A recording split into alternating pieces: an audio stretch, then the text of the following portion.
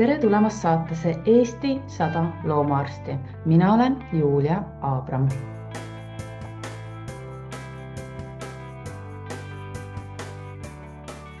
Tänane saade on tervelt juba 60, mis tähendab, et mina olen oma eesmärgile järjest lähemal.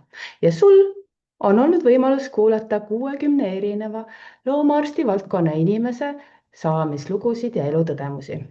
Ma tõesti usun, et see saade aitab meil paremini üksteist mõista ja parandada omavahelist kollegiaalsust. Tänane külaline on minu raamatus üks nendest arstidest, kes lisaks koertele ja kassidele oli esimene eksootikute arst. Tänane osa on täis põnevaid seiklusi tema lapsepõlvest, ülikooli aastatest ja elust üldiselt. Samuti puudutame elu kannapöördelist hetke umbes aasta tagasi, mis muutis tema elu kõike muud kui rahulikuks. See aasta on olnud turbulentne ja vaatamata sellele julgeb see inimene unistada ja oskab jagada, mis on päriselt siin elus tähtis. Tänane külaline on loomaarst Andrus Joost.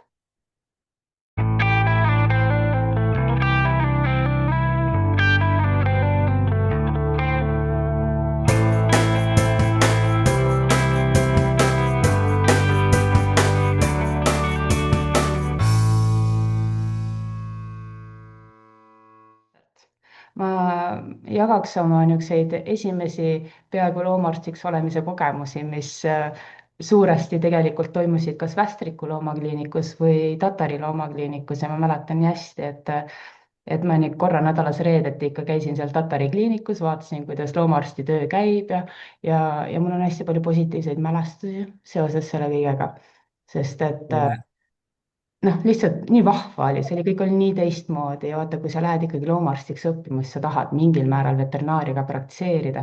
Minu elu läks loomulikult natuke teist teed, aga sellele vaatamata ma siiamaani niimoodi mõtlen tagasi sellele ajale ja see oli üks väga tore aeg minu elus. Olen mõned päevad siin mõelnud, mitte nüüd nagu otseselt, mõelnud neid lugusid, et mis mul on olnud ja koos sinuga ka seal Tatari loomakliinikus ja ma mäletan, et tuli üks noormees, tollel hetkel tundus niisugune minuvanune ja ma ei tea, kas sa mäletad teda või mitte, aga tema tuli siis niimoodi, et tal oli patsiendina oli kilpkonn sellises supipotis ja see oli niisugune punase-valge täpiline niisugune, tead, Vene aja supipott. Ja see kilpkonn oli seal supipoti sees ja tema olla selline natuke teistsugune inimene, et oli vist kuidagi kuidagi elu hammasrataste, kuidagi nagu midagi oli tal juhtunud, kas avarii või midagi, et tal ei olnud peas korras ja ta nagu nii väga hoolis oma sellest kilpkonnas ja siis sa alati tegid niimoodi, vaatasid selle kilpkonna üle, vaatasid, kas on vitamiinisüsti, midagi sa niimoodi tegid, mina ja Inga siis vahetasime meil selle kilpkonna sellise natuke kakase vee ära ja siis ma mäletan, see noormees oli alati hästi rahul sellega, et sa nii hoolivalt suhtud tema lemmiklooma ja siis ta tuli ja niimoodi pani selle 2 eurose libistus niimoodi Ingale laua peale, niimoodi ütles, et tagasi pole vaja. Ja minu lihtsalt see oli nii tore, sa pärast seletasid, et mis lugu seal taga on, et ma ei hakka siin detailidesse laskuma, aga minu arust see oli hästi südamlik asi. Ja ma olen niimoodi vaadanud, et mulle tundub, et üldse kogu selline eksootiliste loomade teema ja loomade teema üldse on sulle alati väga korda läinud. Et kus tekkis selline armastus loomade vastu? Kas sa mäletad? No, minu esimene lemmik oli hamster tegelikult, mille ma vanemate käest välja kauplesin, muid loomi. Kuna ma olen ju ema poolt mitmendat põlve tallinlane ja isa on küll pärit Jõgemaalt ja tema vanemad sealt, nii et tõtt-öelda eksootilistesse loomadesse, mis puutub siis tänu oma esimesele hamsterile. Ja seal siis ju vanemad muretsesid mulle tookord kirjandust, et hamster on ööloom ja teised tassisid oma hamstrid päeval liivakasti ja tohtisid neid üles äratada. Mina ei tohtinud, ma pidin ootama siis, kui oli juba endal magama mineku aeg, et hamster ärkas ka nüüd üles, nüüd tohibki magada. Siis kutsuti mind õues jalgpalli mängimas seal, et Mati Kaal räägib midagi hamstritest, hamstertingelust. Oli telekas selline asi nõukaajal. nii et siis Mati Kaal rääkis ka, et ööloom ja sellepärast nad nii vähe elavadki, et neid kiusatakse päeval. lapsed ei lase puhata ja mm. siis ma noh, ühesõnaga noh, sealt hakkaski, siis tekkis teine hamster ja no siis tuli koer ka lõpuks. nii et edasi läks juba ju, kui seda kliiniku elu sai hakatud 95. aastast arendama, siis oli hästi palju hädalisi, keda kellelgi ei olnud ju, Ravida. kellel kuskile polnud pöörduda, jah. Mhm. ja nendest loomadest oli ju, need ka vajavad abi, teades endale, et hamstrid olid olnud, noh, neil seal ka teinekord tervisehädasid oli, eks noh, midagi seal, noh, mis sa seal, ega nendega arsti juures ju kuskile minnagi, õnneks nad ka abi ei vajanud väga rohkem kui kummeli-teega võib-olla oli silmi puhastada paar korda ja Mhm. elasid nad mõlemad kõrge vanuseni. Mhm. nii et aga sa mäletad olid seda suhteliselt vanust tänulikud. ka? Mis vanus, kuidas, mis see vanus oli, kui sa selle hamstri said? mis ma olin, kas teises klassis jah, peale teist klassi just lõpetasin Kaheksa-aastane ja äkki või? just. ja see Mhm. hamster pani tõelise rekordi, sest kui nad muidu elavad 2-3 aastat, siis ma mäletan, minu sellel hamstril esimesel jäi 3 nädalat täpselt 4 aastast puudu. Vau. nii et oli tõeliselt Järelikult pikaajaline. peab paika see, et kui lased noktuursel loomal olla oma ööelu peal, et siis elavad hästi. jah, jah, nii tõesti läks. aga kas selline empaatiavõime oli sul ka juba siis lapsepõlvest peale, et sest et lapsed teevad ikka nii, nagu nad tahavad, et nad teinekord ei mõista selle looma vajadusi või noh, ma vaatan oma pärdikute pealt ka, et ega nad alati nagu päris hästi ei saa aru, et mis on nagu okei looma jaoks ja mis ei ole okei, et vahel ongi kõige parem asi see, kui sa ei puutu teda. aga nad on niisugused põnevil ja see, et sa niimoodi hamstrist kohe noh, sedasi hoolid, et sa ikkagi panid oma soovid kõrvale ja tegid nii, nagu tema jaoks parem on, et no väga. seal olid eriti ema, noh, tema seal manitses, et hamster tahab, no tema juhtis tähelepanu nendele ikka vajadustele, Mhm, kuidas ja mismoodi ja kui me siis ütleme, pikemad pühad olid näiteks, siis ega hamstrit maale ei hakanud, käisime nädalavahetuseti ju sõitsime sinna Jõgevamaale mhm, ja hamster jäi siis üksi koju, siis kutsuti naabermajast sugulased hamstrit talitama. et äkki tal, noh, saab mhm, seal söök-jook otsa, noh. mhm, et mure oli nii suur, nii et siis oli niisugune igapäevane valve veel, et jumal hoidku, mis saab, kui 3 päeva on nüüd loom seal, ei saa õunaga hakkama äkki. nii et mhm. järelevalve oli pidev. aga kas sa ütlesid, et need hamstrid otseselt mingit erilist loomaarsti abi ei vajanud? ma mõtlen, et jälle kuskilt peab see mõte tulema ühe lapse pähe, et loomaarsti amet on selline, kuhu minna, jaa, sest et ega siis ju just, väikeloomadest ka väga ei räägitud, et ikka suurloom, just. põllumajandusloom, et vot räägid. see mõte tekkiski nüüd täpselt, sinna ma jõuangi, et isavanemad olid seal Jõgevamaal, Tapikul ja, ja nendel oli hästi palju loomi, alates hobustest, lehmad, pullid, lambad, sead, emistel olid seal põrsad ka veel alati, aga siis olid ka küülikud ja noh, loomulikult kanu oli igas majapidamises. ja, ja vot seal oli selline loomaarst käis, noh, ega loomaarst kutsuti ka siis, kui seal hobusel või veisel midagi viga oli, aga Mhm, naljalt nii-öelda ei hakatud mingisuguse väiksema, no ütleme teinekord ka võib-olla mingi väga, noh, suur siga oli seal pikali maas, no ütles, et punataud ju tol korral esines ja kõiki selliseid asju. aga väikse seapõrsa pärast ju keegi ei hakanud seal loomaarsti ometi tülitama. mhm, ja, ja siis ma mäletan seal mingil lehmal oli mingi terviserike, loomaarst tuli kohale, aga samal ajal oli ka küülikul probleem, oli seal päris mitu tükki neid juba ära surnud ja siis olid seal ka siuksed, mõned siuksed nii-öelda mõtlikud kanad selle suure karja peale, paar tükki, kes niimoodi tukkusid seina ääres ja mhm, näod neil tervisega kõik nagu päris klaar ei olnud. ja no mina siis juba, mis ma olin siis tol 10-aastane, ma arvan, kuskil. Rääkisime vanaemale, et kas ma neid küülikud, üks küülik oli seal just värskelt, oli temaga läinud nagu halvasti. Need olid mul nagu lemmikloomad seal, noh, neid võtsid nagu ikka väga südamesse, et nüüd niisugune jama juba, et lõpevad kõik ära äkki mhm, järsku. ja vot see loomaarst nagu tõesti võttis isegi lisaks sellele lehmale, siis tegi selle lahangu seal. ütles kohe, et tegemist on, tol korral oli see koksidiooseks, nüüd on ta eimerioosiks nimetatud. mhm, noh, ema mul töötas tol korral seal Eesti, Eesti ravimis lihtsalt oli võimalik siis saada, noh, et ainult küll Eesti ravim, ta oli mingi peenema nimetusega mingi vabariiklik kuivravimite osakond, kus siis olid, liikusid igasugused pulbrid ja tabletid ja kõikvõimalikud sellised juhurid. Mhm. Sealt siis ta ütles täpselt, mida oleks vaja, et seal vaat norsulfasool on selline asi, mida nüüd tuleb joogivette segada ja kui palju ja mismoodi ja siis vaatas need mõtlikud kanad ka üle seal. Mhm. Ja ma mõtlesin, et vot kus on loomaarst, et tuleb, eks siin niisugused ja kusjuures küülikutele probleem lahenes, surmad lõppesid, eks, ja ma sain ka targemaks, seda ma sain ka edaspidi ju kasutada, neid Mhm. nippe. Jah. Nii et sealt mulle avaldas muljet, et selline mees, et mitte ainult ta ei tea sellest veisest, kellel oli seal ka mingisugune no, tõsine probleem oli, aga muidu poleks kutsutud.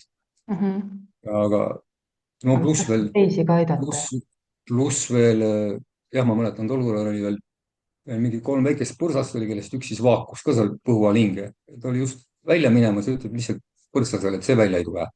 Mhm. noh, see lõpeb homseks ära niikuinii, et ega midagi teha ei ole tegelikult.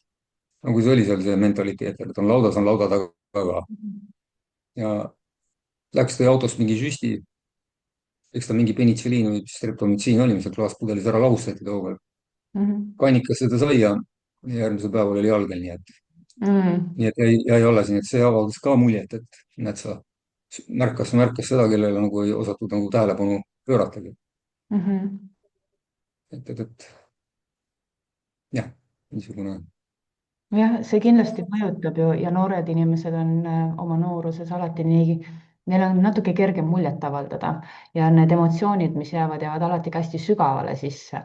et ega noh, ma mäletan ka, et ema tassis mind alati ju kuskile kaasa, et siis ma ei tea, üllataval kombel mul ei hakanud paha vaadata neid päramisi ja poegimist, neid vastuvõtmisi, siis ma alati mõtlesin, et issand jumal, mis mul viga on, et mis ma olin mingi 6-7-aastane, et nagu vaatad selliseid asju, seal hoiad natukene ja siis nagu noh, on, mis on ja et jah, et loomaarsti hingega inimesed on ikka natuke teistmoodi.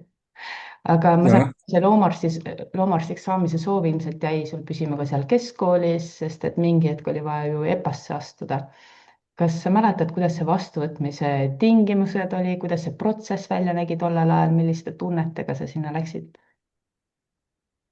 no ja vot oligi tegelikult ju nagu selline natuke sellise 3 vaala vahel valida, et valutasin siin südant, et no loomaarst, noh, just need loomad seal maal, eks, et jäigi nüüd nendest mainimata, et seal olid ju ka vanamal kassid ja kassipojad olid ju permanentselt. Mhm. ega seal keegi kasse ei uputanud, seal oli kõik niimoodi, et noh, elasid nad seal, mõned olid päris vanad ja teised olid, kuna ümber maja oli ka rebaseid, siis kadusid sealt. aga, aga nüüd see loomaarst oli üks variant, teine oli humaanmeditsiin, mis mind ka huvitas tegelikult, noh, meditsiin üldse. ja kolmandaks oli, mis ütleme, ma ju korjasin mardikaid, siis Mhm. mõtlesin ka selle bioloogia peale. Mhm. nii et noh, bioloogia jäi siis noh, ikka mäletan, et kui olid need sisseastumiseksamid lähenemas, siis sealt bussi peal oli vanaisa majapidamisest üle 2 kilomeetri astuda. mäletan, just mõtlesin, et seal kuusemetsa vahel, et no ja need mardikad jäävad nüüd praegu kõrvale, et vanaema veel tuli poole tee peale saatma, et nad kas humaanmeditsiini ei taha minna sisse astuma sinna. Mhm. ma, ma nagu mõtlesin, et no vot kuidagi olid need loomad nii hingelähedaseks saanud, et ma lähen proovin ikkagi, ikkagi võtan selle suuna. Ja siis tol korral oli ju niimoodi, et olid 3 sisseastumise eksamit, oli bioloogia, keemia, mis oli muidu suuline, aga meie sisseastumise ajal, 88. aastal, tehti kirjalik eksam. Mhm. Mhm. ja kuigi konsultatsioon ja ettevalmistus toimus suulise eksami noh, nagu toimuks suuline eksam. oli küll teada, et noh, et kirjalik tuleb, aga asi oli puhtalt ülesannetele üles ehitatud. ja siis oli kirjand ja seal oli siis niimoodi, et minu mäletamist mööda, et need, kes siis ütleme, olid medali saanud või kiitusega, kui nad tegid bioloogiaeksami seal 10 punkti peale, noh, punktisüsteem oli sellest 10-ni, siis nad ei pidanud keemiaeksamit tegema, aga osadel ma sain aru, et see asi nagu ebaõnnestus, sest noh, mina medaliga lõpetanud ei olnud, ma jah, ei olnud nii kõrge lennuga seal keskkooli ajal. mitte, et tunnistus halb oleks olnud, aga noh, ütleme ikkagi sellest jäi kõvasti puudu. ja siis selle keemia kirjaliku eksami peale, kui neid tulemusi läksin vaatama, no meil oli, ma mäletan, selle jaotati gruppidesse, metsanduse majas me tegime neid eksameid, seal mingi tosin inimest grupis igale poole jaotati ära. vaatasin seda oma grupi nimekirja, nägin seda ühe, kahe ja kolme puru seal. No ise olid nagu kõrgemad punktid saanud, siis ma juba mõtlesin, et kuna bioloogias oli maksimum ja tegin seal lihtsa aritmeetilise kokkuvõtte,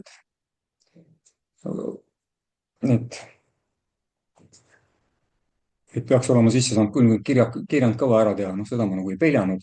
Mhm. ja siis ma mäletan, et tuli see üks keemia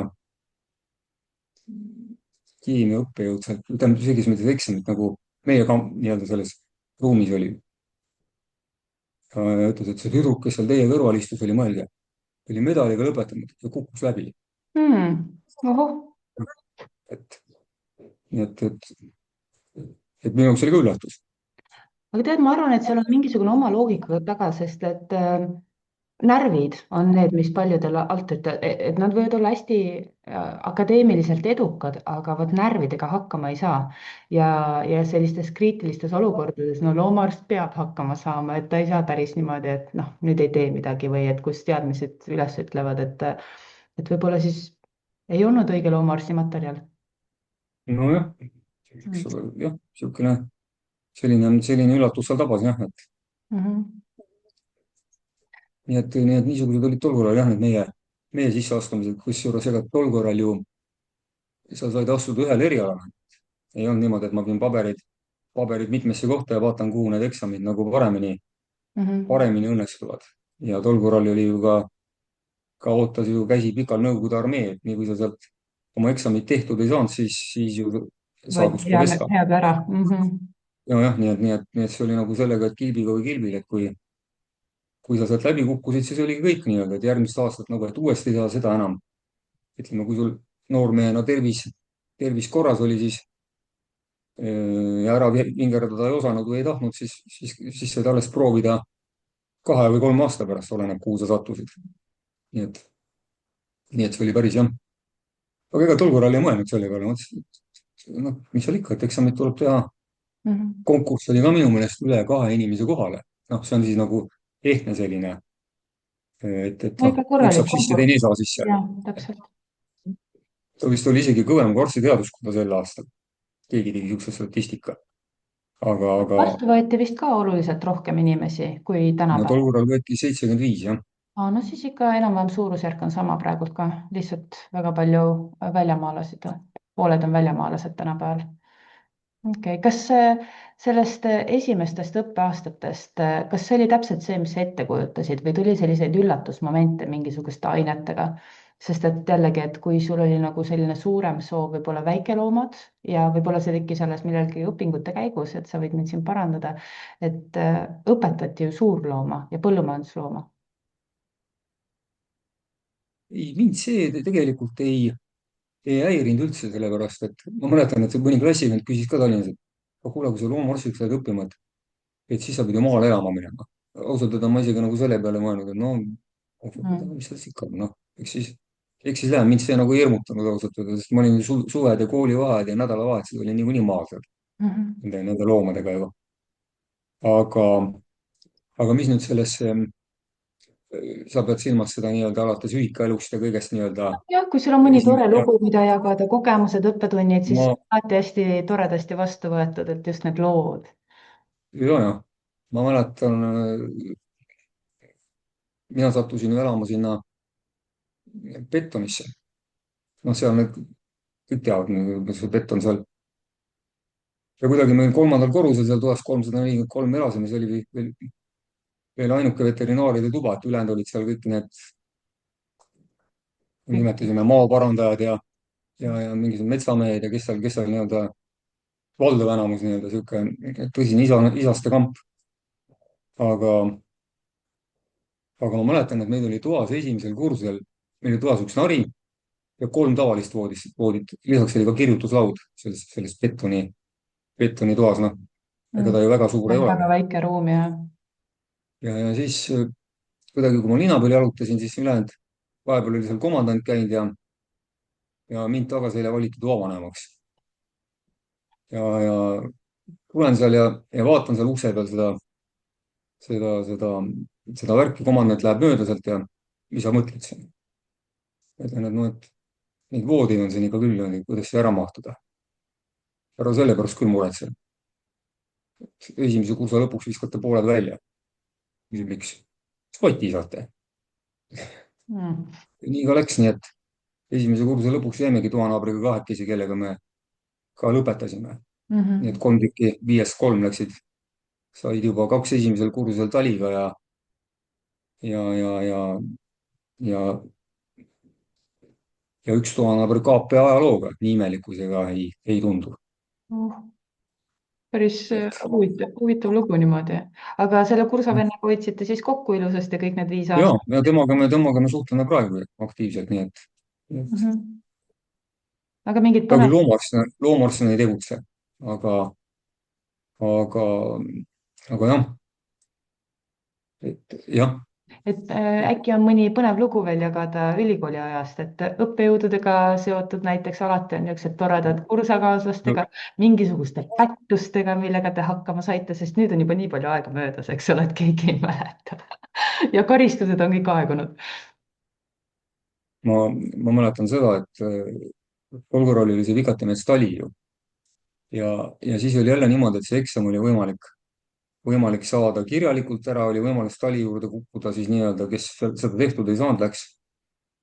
ta ju andis mitte ainult loomaarstiteaduskonnale, aga seal oli ju ka teisi minu meelest, kes selle keemiaga kokku puutusid, minu arust oli mingeid metsamehi no ja kõik. kõikvõimalikke zootehnikud äkki või ühesõnaga seal Mhm. oli. ja vot mina sattusin seal õnnetul kombel sinna surmapataljoni. ei õnnestunud seda eksamit kuidagi nagu ära teha ja, ja siis tuli minna sinna tali juurde nii-öelda suulisele eksamile. noh, ma mäletan siiamaani see ooteruum oli paksult rahvast täis, seal oli meie omi ja seal oli igasuguseid seda muud. ja Mhm. see oli kooli peal näinud, no ühesõnaga erinevad teaduskonnad seal. ja tuleb siis see sisseastumisaeg seal üks noormees metsandusteaduskonnast laulis nagu linnuke seal kenasti ja vaatan, sai oma 4 kätte ja, ja me seal siis 4 või 5 tükki, mis meil seal talikabinetis istus, kell tiksus niimoodi karmilt seina peal. lahendame seal siis neid noh, valmistada oma pabereid ette ja järsku vanameest oli ju selline suhteliselt, saanudki tema pilgust midagi aru, see oli liikumatu ju nii-öelda. ühel tüdrukul rabab käest spikri, kõik, matrikkel siia ja dokumente läheme koos välja võtma, viskas ta välja. Oh. no ja muidugi peale seda vanamehed olid pöördunud üleval, mina pidin hakkama seal oma seda ettekannet siis tegema. noh, räägid asjad ära, vanamees mõtleb jälle vaikus, esitab jälle mingisuguse küsimuse seal. siis ta küsis mu käest veel mingisugust hundiseadust, mida ma teadsin ja peale seda oli niisugune kandev paus, et vaatasin, et rabas selle matrikli, vastakas on pius, noh, kell tiksus seal üle poole minuti ja kirjutas hea. Mm. ütlesin, vot, see on nüüd küll midagi, ma vist lõpetan selle kooli ära. ja siis pärast tuli välja, et need, kes seal hilisemaks jäid, et meil oli sellist tol korral mingisugune 35 inimest ja kogu selle kamba peale ja siis ta tuli, ütles, et 31-4 vanamehe kasuks. Mm. et ta nagu sealt ühesõnaga nullis päris palju. neid päris jah, rookis välja, nii Mhm. et mina nägin ainult seda ühte noormeest, kes tal enne mind 4 sai, aga siis ma nägin seda ka, kes saadeti juba, kellega koos mindi pabereid välja viima, nii ka juhtus kahjuks. Mm. see oli veel üks meie kursaõde. aga, aga jah, ega no siis, keemia on ikka siis raske aine ka selles mõttes, et annab ikkagi õppida ja nüüd tagantjärgi ju mõeldes ka, et mõtled, et nüüd võib-olla läheks hoopis teise huviga ja tuhinaga seda ainet õppima, kui siis ülikooli ajal. et noh, lihtne ta küll ei olnud. seda küll jah. Ja siis siis oli muidugi see, no siin on sellest legendaarsest ladina keelest räägitud. no ma räägin oma loo ka, tähendab, minul see ladina keel tegelikult iseenesest ju meeldis, aga no esimene poolaasta seal sai teda veel kuidagi nagu õpitud, teine poolaasta läks kuidagi käest ära. ja, ja siis tuli see, hakkasid need arvestuse perioodid juba, et vaatasin, et kaua neid kahtesid võib siis niimoodi saada seal, et või noh, neid mitterahuldavaid ja et see asi ei lähe mitte ja võtsime siis ühe grupivennaga, mõtlesin, et no mis jama see ometi on, et see peab ju kuidagi hakkama saama, hakkasime siis kahekesi õppima seda ladina keelt, käisime seal kevadel oli see arvestus, eks, ega meil tol korral ei saanud edasi lükata. kui sa arvestuse tegemata jätsid, siis oli jälle koju minek, see oli ju esimese kursuse lõpus. et juba see komissariaat mäe peal ootas selliseid, kes veel jälle nüüd ei saanud oma õppetööga hakkama. ja nii me seal siis kevadõhtuti kuulasime konna krooksumist ja vaatasime, kuidas see latikas mängib ja, ja tegelikult sai see ladina keel niimoodi selgeks õpitud, et ma mäletan seda, ma sellele stseenile tegema läksin, siis noh, mul ausalt öelda sealt raamatust võtta, mul ei saanud kui suvane tekst mulle või mida seal käänata või pöörata.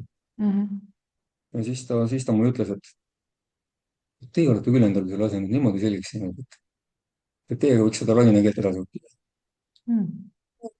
nii et see sai noh, kuidagi nii läks.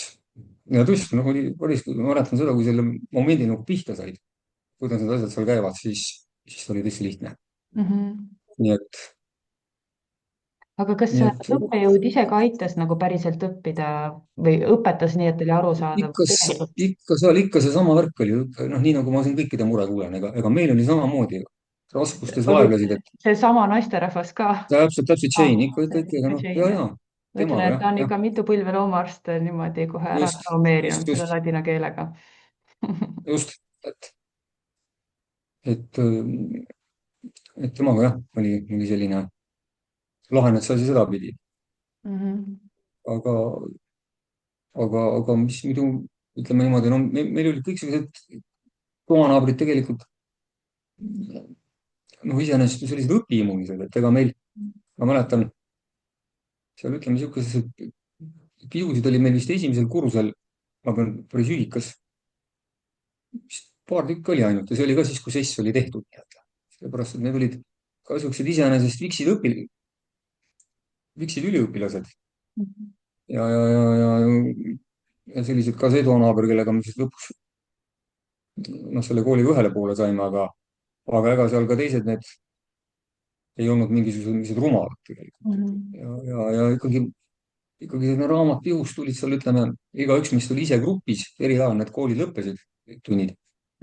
ja siis selline lapsutamisel jah, ei, mäletan, et jah, vist paar korda oli ainult sellist esimesel kursusel, no eks hiljem muidugi noh, nüüd ega väga nagu liialdamist. pigem mul tuleb meelde see, et see oli vist juba ühelt hilisemalt kursusel oli meil mikrobioloogia, ma ei mäleta, kas teisel või kolmandal kursusel. ja tol korral ju sai teise kursuse alguses astutud korporatsiooni, kuhu siis astus ka, opteeriti meie õppejõud Karl Peterson. toimus seal siis mingisugune õlleõhtu ja õlleõhtul läks ka üle pikale. järgmisel päeval pidime hakkama seal mingisuguseid bakterid joonistama. no see ei olnud üldse mitte kerge. ja istume selle ühe kursavennaga jälle, kes oli ka korporatsioonis koos olnud eelmisel õhtul. istume seal viimases pingis ja no, üritame hakkama saada endaga. vana tuleb sinna, see oli minu jaoks tõsine üllatus kohe, et kaks sihukest pisikest pitsi kallas meile karafinis sinna kummagile, ütles, et panin kaile seal peal. laske ära, läheb kergemaks. issand nii kõva. et noh, selline, et Petersonist oleks ma kõige vähem oodanud seda, aga jah, vana tuli vaikselt, teine klaas oli pealekaga. teadis küll, mida teha. keegi ei näinud ka, mida me seal tava teeme nii-öelda, noh ja tõesti kergem sai. nii vahva. Ma vaatasin siin sellest vähesest, mis ma internetist tegelikult sinu kohta leidsin, sellise varasema perioodi kohta, et lõpetasid sa 94. aastal. jah, On niimoodi, et ja tegelikult ju suht kohe avasid ka Tatari loomakliiniku. Et ei olnud mingeid mõtteid minna kuskile või mis seal nagu vahepeal toimus? vahepeal tegelikult oli ju selline lugu, et ma sain ju ka aasta nii-öelda mõtlemisaega, tegelikult oleks pidanud ju lõpetama 93. Mhm.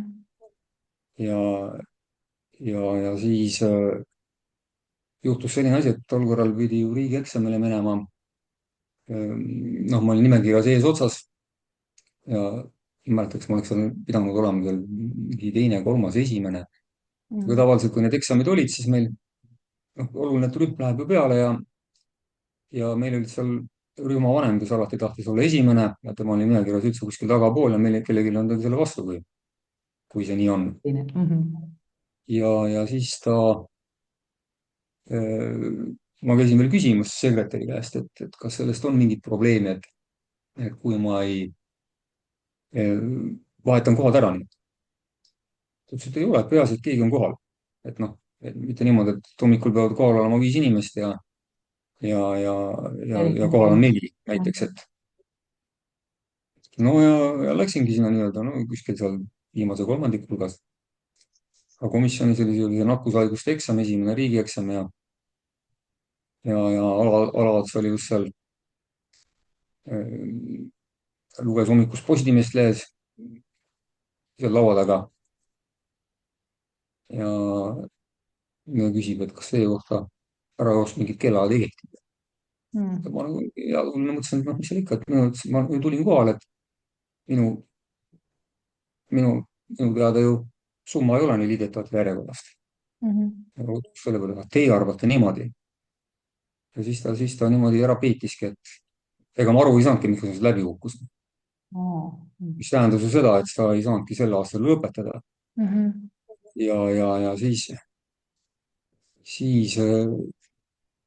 siis juhtus ja niimoodi edasi, et ma sain selle, järgmisele riigieksamile ka ju peale ei saanud, nii et tegid selle alles 94. aastal, nii et seal Mhm. ongi mu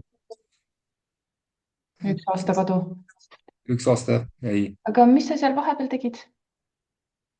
no vahepeal oli siis selline, et ausalt öelda ma sattusin tööle sellisesse põnevasse kohta, see ei olnud üldse minu,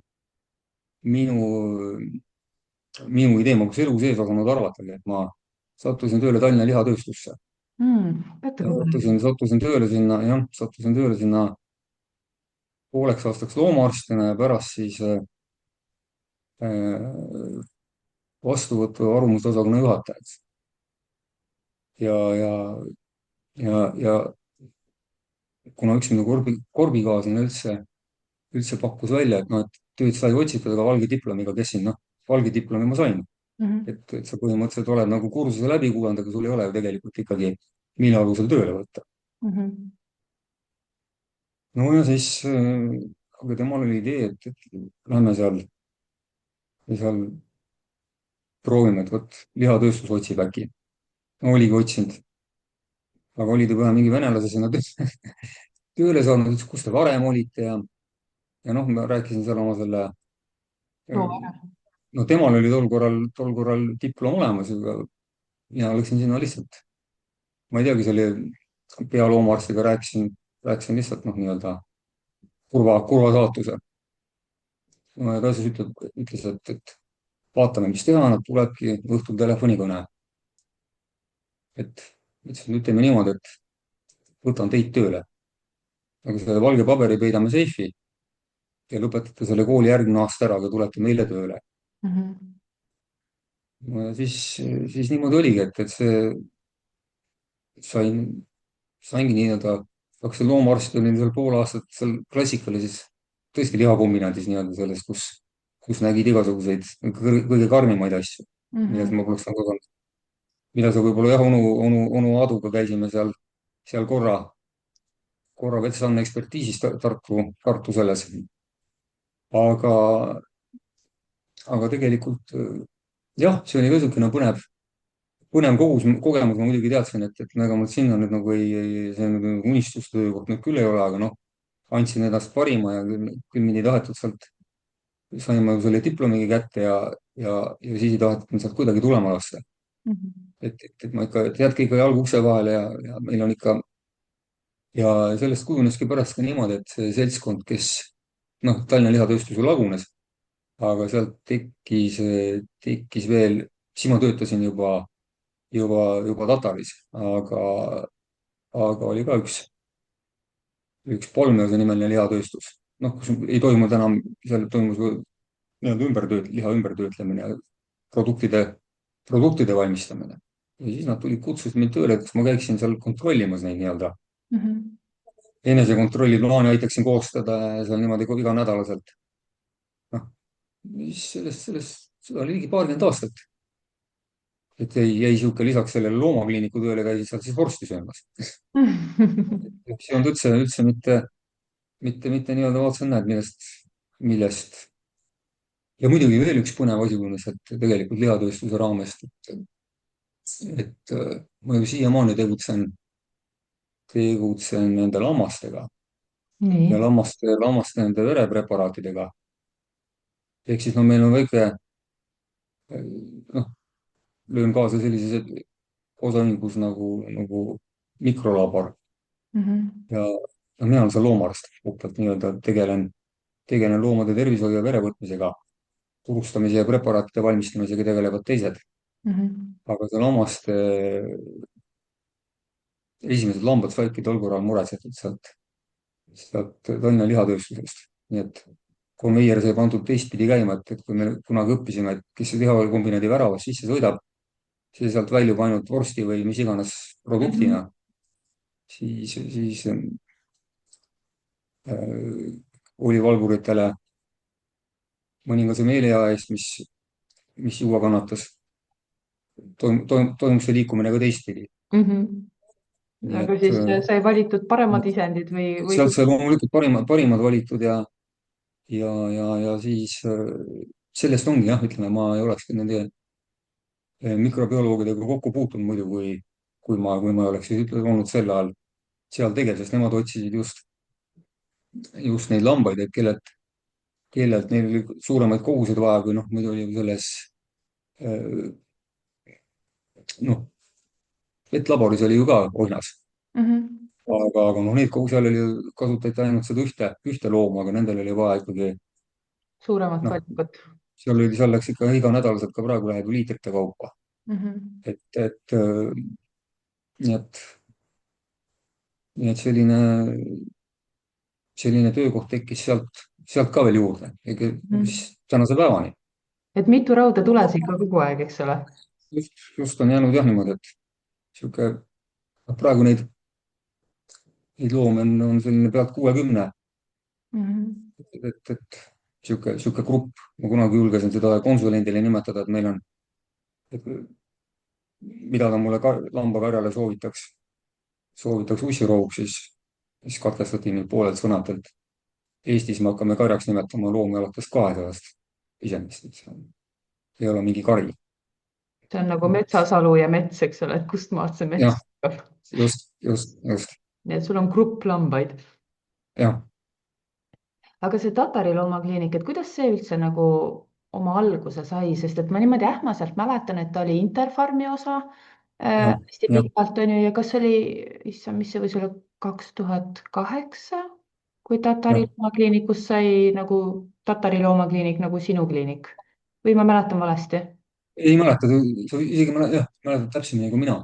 seal oli tegelikult niimoodi, et saigi mindud ju nüüd vot, kui see diplom oli käes, eks, ega siis otsisid ikkagi, et need tahaks ikkagi loomaarstina tööle minna, et ma nagu aga just ei, väikeloomaarstindusesse ka, mitte just suurloomaarstindusse, sest ma kujutan ette, jah, no palju. suurloomadega tõmmati ju tookord juba otsi koomale, sest Mhm, eks mhm, sai küsimast käidud ka, ma olin ju Jüris praktikal, mhm, doktor Miller ja Vahesaare juures, mhm. aga ka seal ju hakkasid asjad ju koomale tõmbuma, et meil oli seal väga-väga-väga kihvt koostöö igatepidi, aga no ei olnud lihtsalt läksid need asjad nii, nagu nad läksid. kusjuures nemad tegelesid ju ka nende väikeloomadega juba tol korral, need suurloomade kõrvalt. eks ja kasutasid juba moodsamaid ravimeid ja see niisugune mõte siis saigi mindud sinna Västrikku küsima, aga nendel olid ju kõik kohad juba mehitatud aga tol korral oli see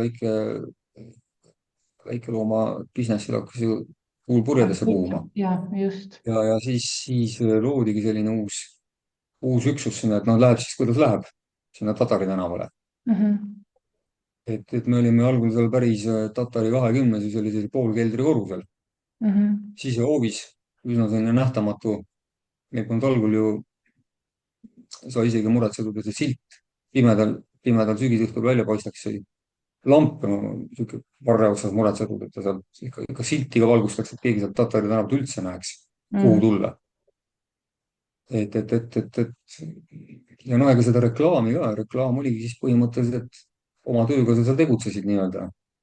See suu värk ja ega jah, meil mingisuguseid suuri reklaamartikleid seal, ma ei tea, kas Linnalehes oli kunagi mingi pisike lugu päris algusaegadest, sest hiljem see oli on ju neid kõige rohkem. esimene üldse kliinik, mis oleks kesklinna, noh, kesklinnas.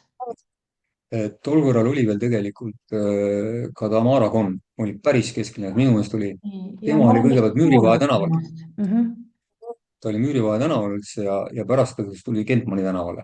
mhm. Aga aastaid algul oli tema oli jah, päris niimoodi, ikka päris kesklinnas praegu.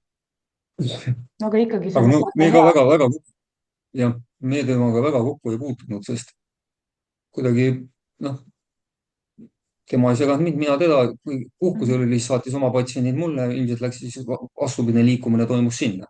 Mhm, Nii et meil suhted olid sellised väga rahulikud. mhm. et Jah, kas ma küsin siia vahepeale niimoodi hoopis teine teema, sest et noh, Katrin, et kuidas te Katriniga kokku saite, et tema ka ju loomaarst, eks ole, ja te olete koos elanud ju, ma ei tea, võib varsti öelda, et 30 aastat, napilt puudu jah, vist. jah, Et temaga oligi niimoodi, et tol korral oli ju see, kui mina juba Tataris tegutsesin, siis oli ju ega see krooniline loomaarstide puudus ju vaevas siis ka. mhm, ja, ja tol korral oli siis suunati mind vahepeal Västrikut päästma. et ühesõnaga ühe päeva olid siis Västrikus, mhm, teise päeva olid Tataris. Tatar oli siis vahepeal kinni mhm, selle. Ja siis mäletan, me seal äh, just olime seal kohviruumis doktor Allasega, tegime seal väikest rüübet ja, ja ta läks korra välja, tuleb, ütleb, et kuule, mingit praktikanti toodi sinna, et mine vali endale üks välja.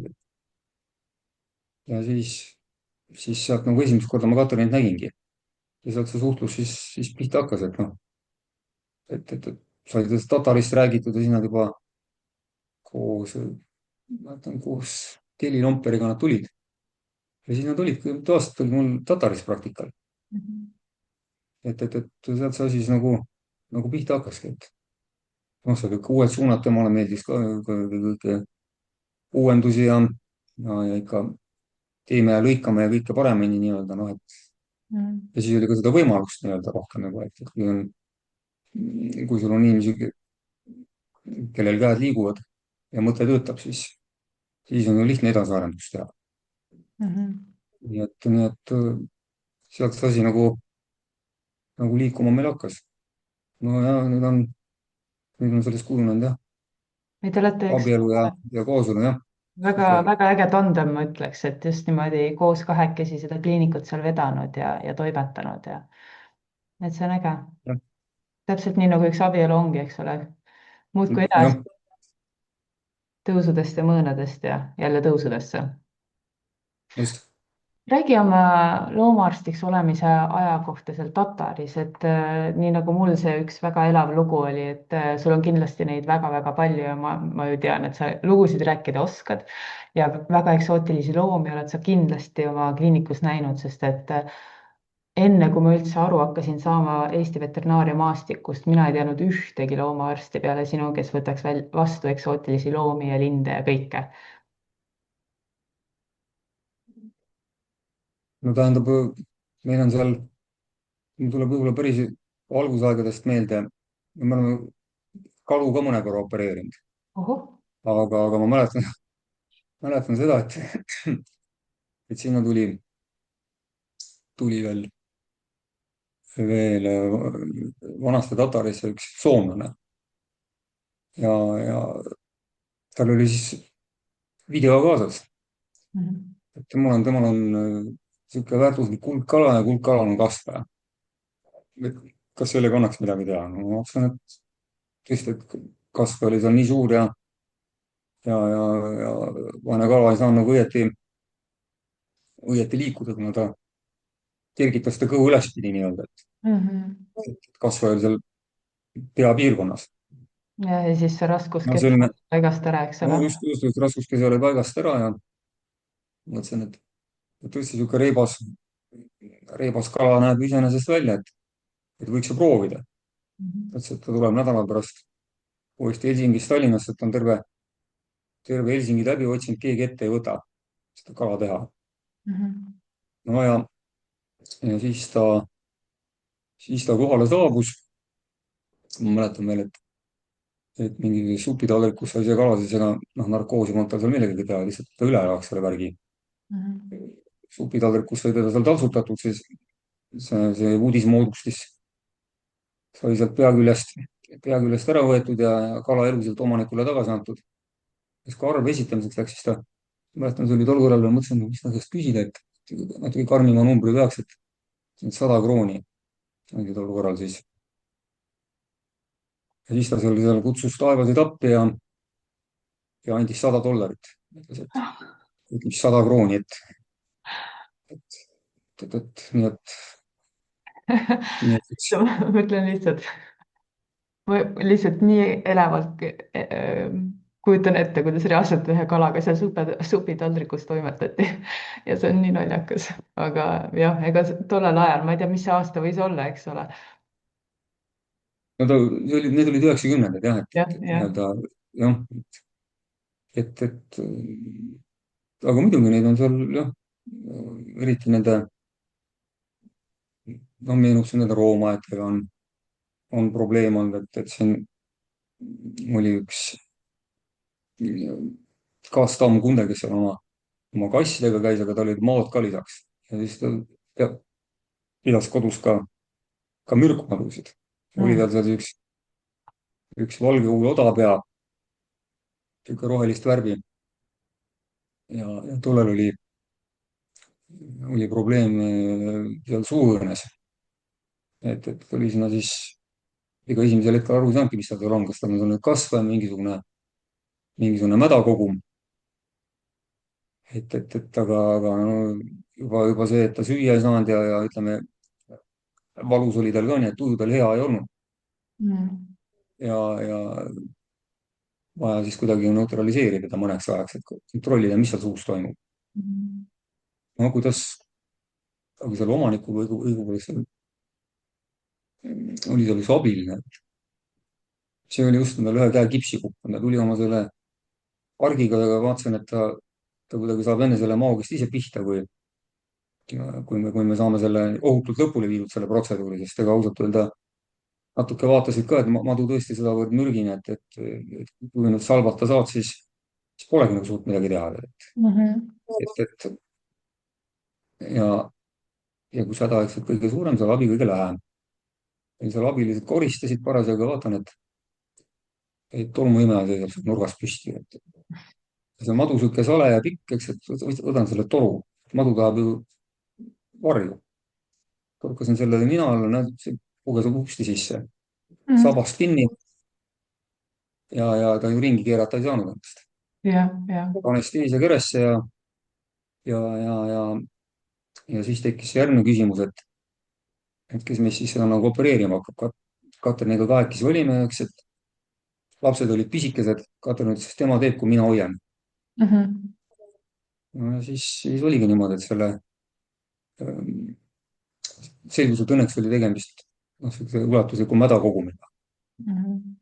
ja tegime selle suuna puhtaks ja siis sa nägid, mismoodi ta on, et eks ta vahepeal midagi tundis ka, kui ta siis seal seal nii-öelda sai talle see 20 süstal sinna rõugude vahele pandud Mhm. ja kuidas need mürgihambad siis sealt niimoodi vahepeal tilgutasid, kui ta Mm. eriti valusaks. muidu oli seal tõesti rahulikult teibiga tõmbasid tema laua külge ka igaks juhuks, et ta seal väga ei järsku, kui tahab. Mhm. Kuskilt aga ei, minna. ta oli sedavõrd neutraliseeritud jah, et me saime selle asjaga nagu ühele poole.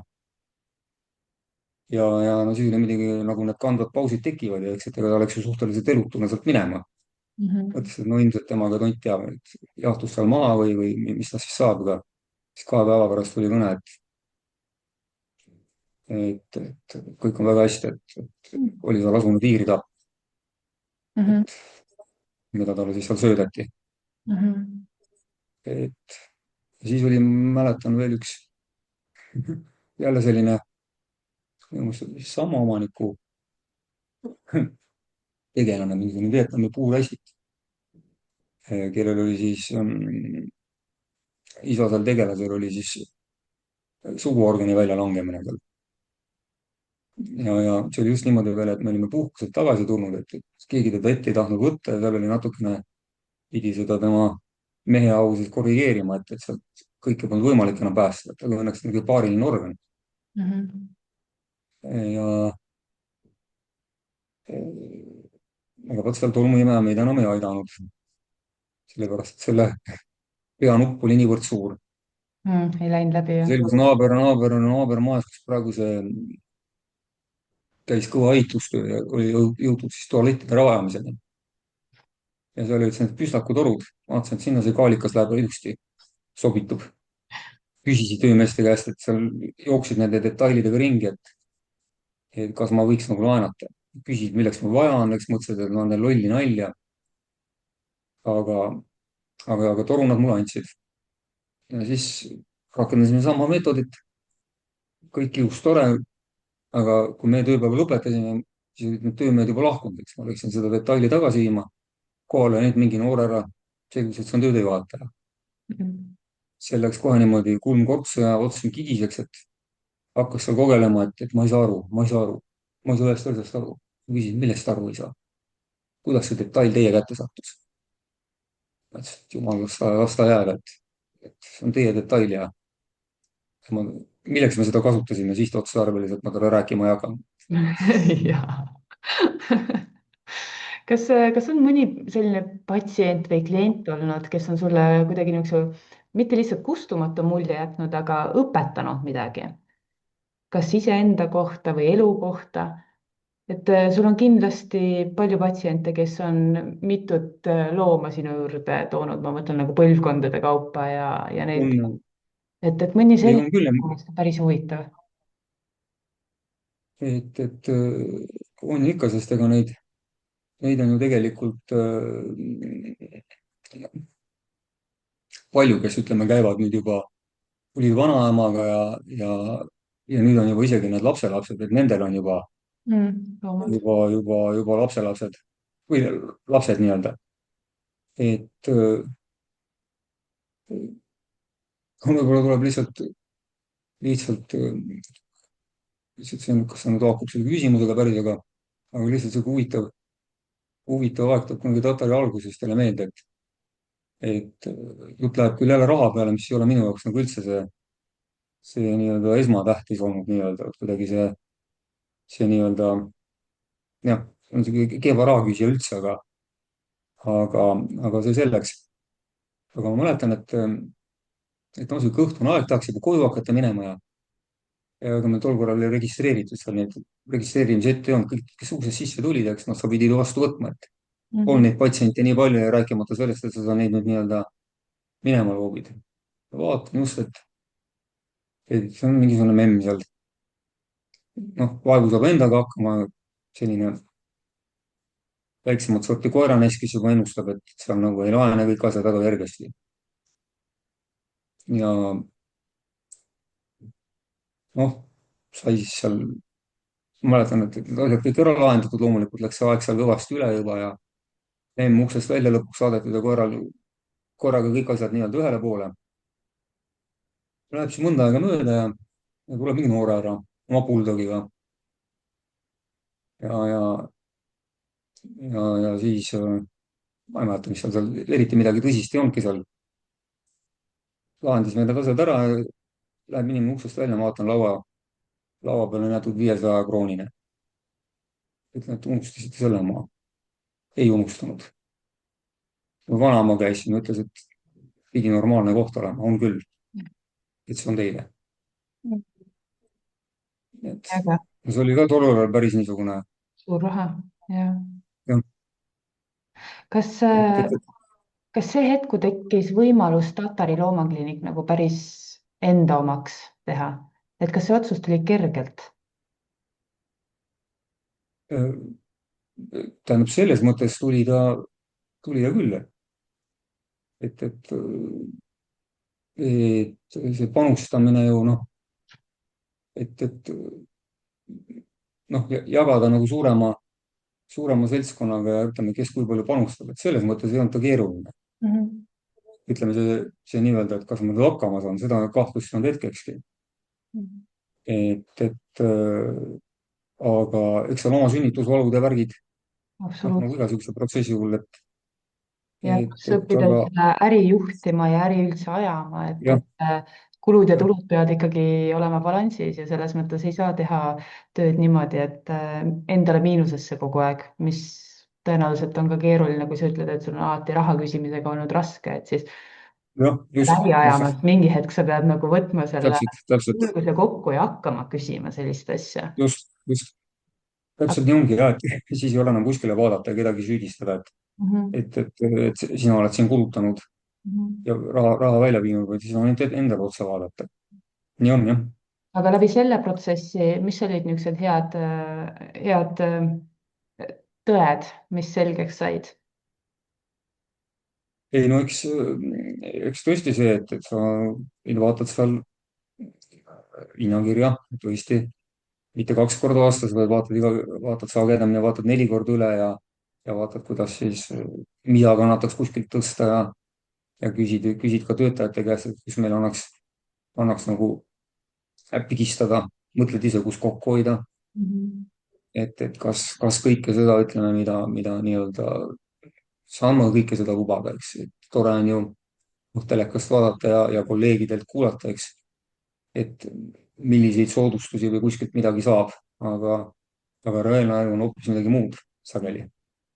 nii et noh, selles osas küll, Mhm. et, et nii-öelda raha lugema muidugi õpetab sind, mis seal no vot, ega elu õpetab igatepidi selles mõttes ja seda just, enam, et kui lapsed perre tulevad ja teil on peres 2 last, kellest ma saan aru, et vanem poiss läks inimarstiks õppima, on niimoodi? ja sest jah, tema ütles ja, et loomaarstiamet on liiga keeruline, et loomaarstiks saada ei taha, et aga jah, inimarstiks. kaugel te oma jah. õpingutega on juba? no nüüd, kui hästi läheb, siis aasta pärast peaks nagu ühele poole saama, et praegu nüüd abiarstina ta juba töötab no vaata kui äge. Tallinna Lastehaiglas ja siis Pärnu haiglas, erakorralises meditsiinis. Mhm. praegu, kus koolivaheaeg nii-öelda, siis, aga, et jah, see aga lisaks äri tegemisele kindlasti lapsed õpetavad elus kõige rohkem, et see on see amet, kus sa õpid olema piloot, kokk, logistik ja mida kõike ja muidugi kogu see armastus ka, mis nad annavad meile, et pole võrdset sellele. aga ka kliinik, ma ütleks, et on kindlasti teile nagu üks 3. laps, on niimoodi. seda küll jah, jah, jah. kas sa oled nõus jagama ka oma lugu, mida on nüüd igal pool meedias ka päris palju räägitud, aga kuidas sul need viimased paar aastat on kulgenud? jah, et tegelikult, kui päris aus olla, siis isegi mul on seda väga lihtne meeles pidada, sest tegelikult 1. juulil saab aasta, kui ma üldse teada sain, kellega ma siin koos elan nii-öelda. ah nii, jah, nii et jah, see tundub see on minu, kuidagi äkiline ja järsk. jah, jah, aga ega kas, enne seda nagu ei olnudki midagi eriti. kas olid mingisugused sümptomid või kuidas sa jõudsid üldse diagnoosini? tähendab, ega seal ausalt öelda peale selle, et ütleme, siuksed mõningased seedhäired, eks, et noh, teinekord seal ütleme, polnud isegi kõhupuhitust, aga ütleme, et võib-olla mingi rühatis või Mhm. et kuidagi nii-öelda ja võib-olla mingisugune arusaamatu iiveldustunne nii-öelda. Mhm. aga see nagu niimoodi episoodiliselt, et üritasid selle nagu selgust leida, et noh, et ei ole ju midagi niisugust. mõtlesin juba, kui üldse perearsti juurde läksingi, et äkki on mingi heelikobakteri saanud ja midagi sellist üsna niisugust süütut ja noh, niivõrd-kuivõrd süütut nüüd, No, aga ma ütlen, loomaarst aga pere, hakkab ikka vaikselt ja tööle ja hakkab tegema sellist välistusprotsessi, eks ole, oma pead et noh, seadma. just, et millest siis ikka pihta hakata, et no lähed perearsti juurde, seal tehti kõik analüüsid, igasugused proovid võeti, mis kõik olid täiesti korras. Mm. ja siis doktor saatiski mind ultrahelisse Mhm. ja see ultraheli aeg oli ka nagu nendega on kõigiga ju väga, Ja väga, kaheksa kuu väga pärast. nii-öelda jah, tähtajad pikad, aga selgus täitsa, et ma sain selle kohe, juhuslikult keegi oli aja ära öelnud ja sain 2 päevaga. Mm. ja lähen siis sinna koha peale, seal on üks noorhärra, võtab, paneb anduri peale, ütleb, et jaa, tahate ise ka pilti vaadata? ma ütlen, loomaarst. Mm. vaatan, tõesti, kõht vedelikku täis, kusjuures ega mul särginumbrid ja kõik olid nagu samad. Mhm. seda abikaasa imestas, et ei ole nagu, riided läksid ikka samad selga. Mhm. ja, ja ütleb, et siin on nüüd 2 võimalust. Teil on kas süda haige või süda teil haige ei ole, et teil on kasvaja. kus see on, seda mina küll siin ei näe. et te peate kohe EMO-sse minema, et teil on siin, näete, siin maksa ümber on mingi 8 sentimeetrit vedelikku, et me juba saadame sinna 3 sentimeetri peale. Mhm. saadame seda nii-öelda punkteerima, et uurima. Mhm. siis saadeti mind sinna samal päeval juba ITK-sse ja järgmisel päeval juba neelasid seal mõõka nii-öelda Mhm. ja siis no sealt saidki teada lõpuks, mis nii-öelda, mis värk on. Et see diagnoos lõpuks tuli on, tegelikult kiiresti, ma saan aru. see diagnoos tuli kiiresti jah, seal nagu ei olnud, noh kinnitusena nad võtsid need proovid kõik seal, need biopsiad Mhm. aga ütleme seal kogemusega juba nad ja ütleme see, mida nad nägid seal seda gastroskoopiat tehes, Mhm. et siis jah, et, kuidas selline, et kuidas sellise asjaga üldse niimoodi nagu kohaneda, sest see uudis, see on noh, eriti kui see tuleb veel ootamatult, sisuliselt suht tühja koha pealt, eks ole, et mingisugusest potentsiaalsest helikost võib-olla siis kohe selliseks nii tõsiseks. Ja ma lihtsalt, ma ei kujuta ette, kuidas üks inimene kohaneb. Mis toimub ühe inimese peas sellise uudise peale? ega seal muud ei olegi, seal sihuke usk, lootus, armastus. et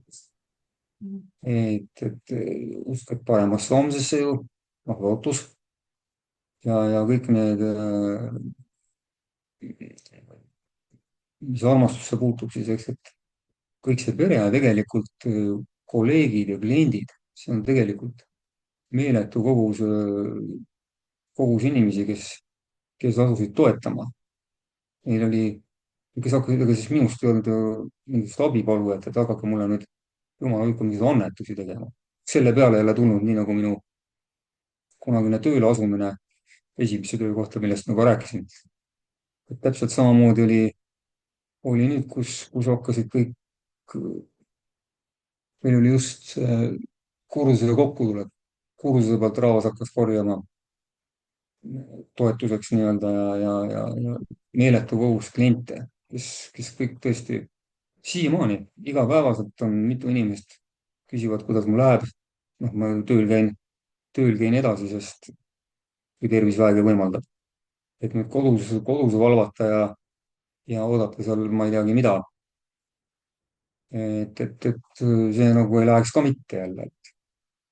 ja saati veel, et seal ütleme kellelegi närvidele käia kibestunult seal kurta, kui halb mul on või noh, alati ei pruugi halb olla, aga ütleme seal inimene läheb ju sõgedaks, et kui ta nüüd nelja seina vahel istub ja musti mõtteid veeretab, et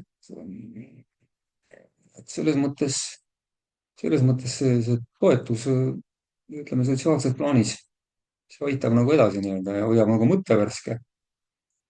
Et niikaua kui,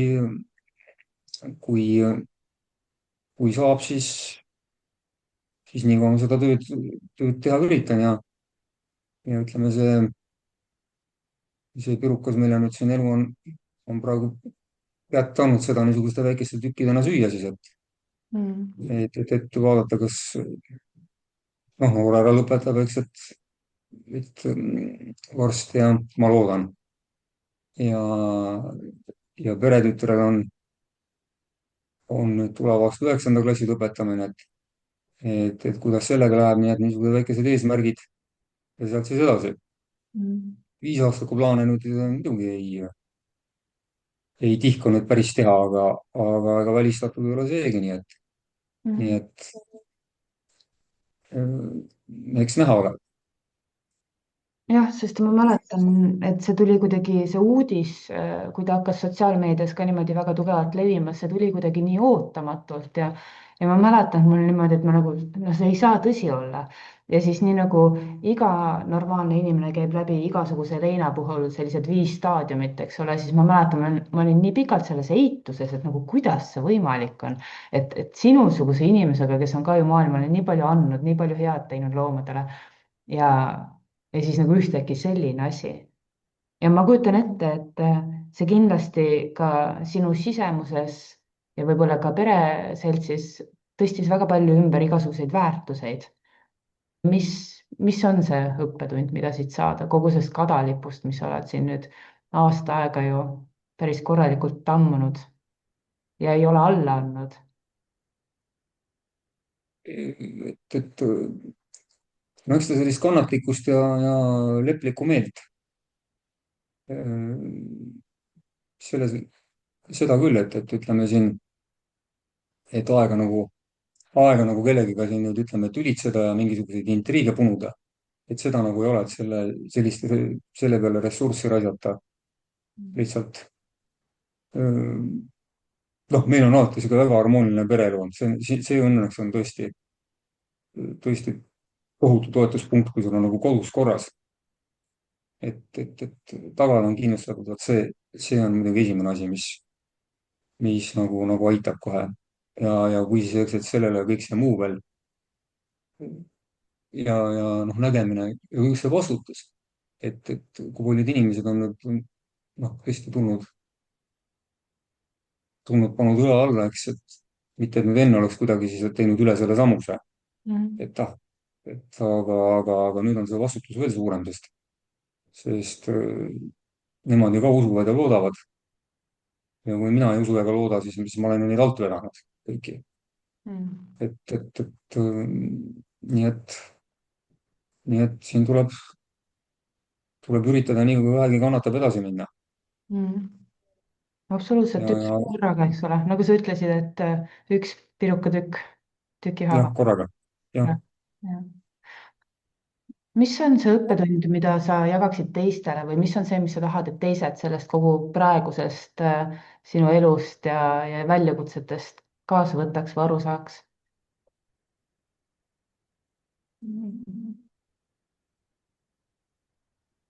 ma ütleks, et sellist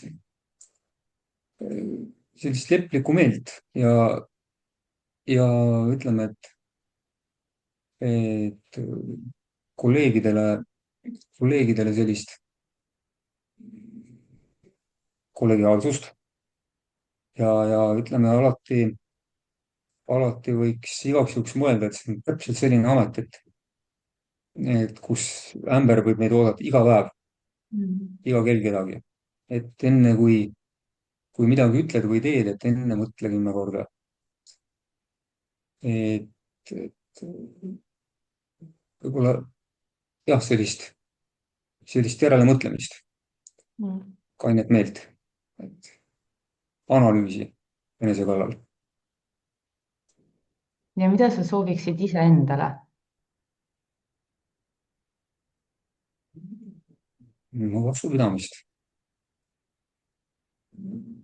ja loomulikult, et need medikamendid, mida ma siin neelan, et nendest isegi tundub kasu olevat, et see asi nagu kestaks võimalikult pikalt, et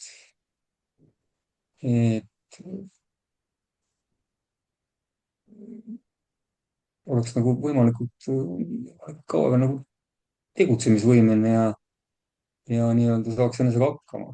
Mm. Ei jääks kellelegi niimoodi kaela peale, see oleks võib-olla kõige, Mm.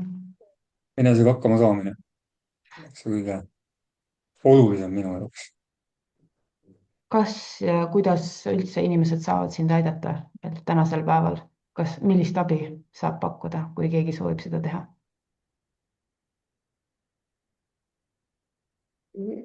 eks hea sõna on alati ju ikka helistatakse, küsitakse, kuidas läheb ja mis sa teed ja kolleegid küsivad siin, et nõu teinekord ju Mm. noh, polegi nii harvad need juhtumid, et mida ühel või teisel puhul teha, nii et kõike seda, et selle, noh, enne oligi juttu, eks, et mind on hästi palju see vähiravifond Kingitud Elu aidanud, kuhu on need inimesed ülekandeid ju teinud ja, ja noh, praegu on ilus need mäletan tabletidki, mis praegu nüüd välja kirjutati. noh, päris sellise, ütleme seal 2-nädalane tsükkel on siis 300 eurot päev, Mm. siis saad seal vahepeal puhata ja võtad, neelad jälle neid tablette. Mm. et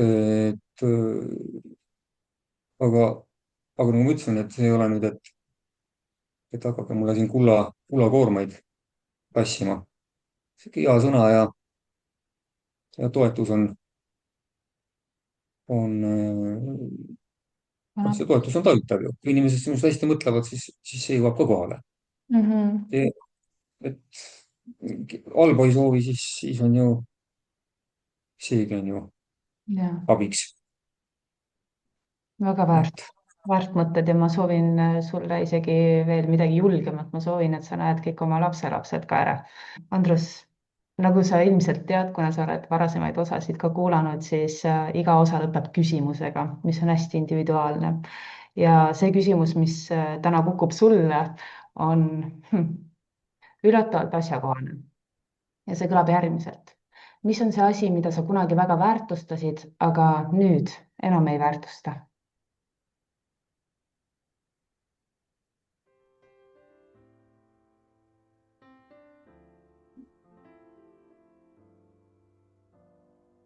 jah,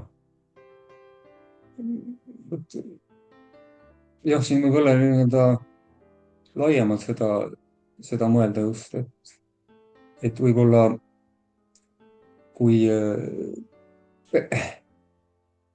kui varem tõesti, noh, me ju kõik läheme tahame, et elu saaks parem, kui ta oli enne. noh, kes unistab, eks, et vot kui mul enne oli, sõitsin jalgrattaga, siis nüüd ma tahan saada kindlasti uhket masinat, uhket maja, siis, siis, siis ütleme siuksed asjad, et kõik see materiaalne mammon selle kõrval ei kaalu üles seda, mis on tegelikult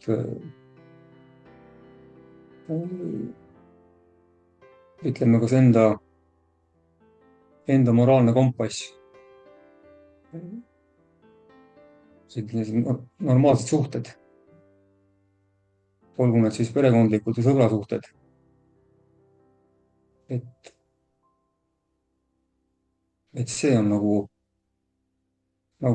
selline, mis mammunas, sellesse takerduda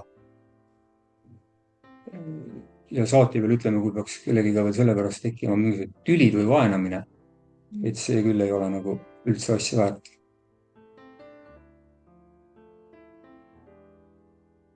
mitte, et nagu ma ütlesin, ma ei ole selle mammona küljest kunagi rippunud, aga eks sellised materiaalsed kiusatused ikka tekivad ja ütleme, sa nagu noh, võib-olla siis elad mõnesse asjasse võib-olla liiga sisse ja võib-olla nii-öelda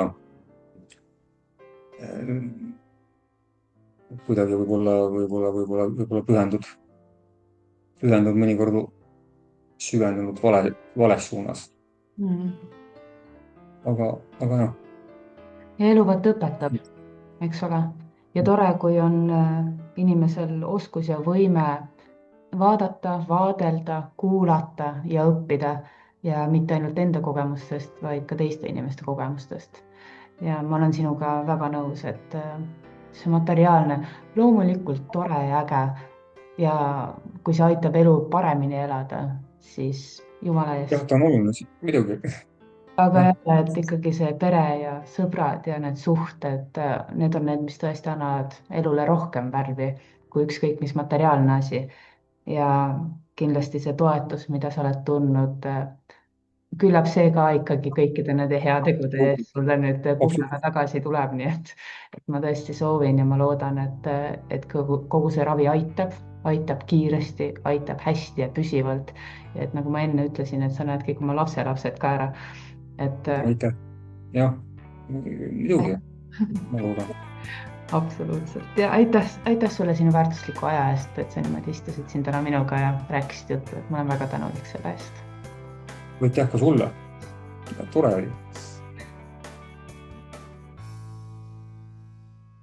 Sellised elusündmused kindlasti muudavad nii inimest ennast kui ka kõiki, kes on nende ümber. Andruse lugu on mõtlema panev. See paneb mõtlema inimeseks olemisest ja väärtustest, mida igaüks meist kannab. Võta üks hetk ja mõtle, mis on sulle elus päriselt oluline ja mida sina saad teha selle jaoks, et olla täna, homme ja ülehomme parem inimene. Kui sa soovid Andrust aidata või aidata ettevõtteid, millest ta hoolib, siis vaata siia saate alla notsidesse, panen kõik detailid sinna alla. Sulle aga aitäh, et kuulasid ja ma loodan, et peagi järgmiste kuulmisteni.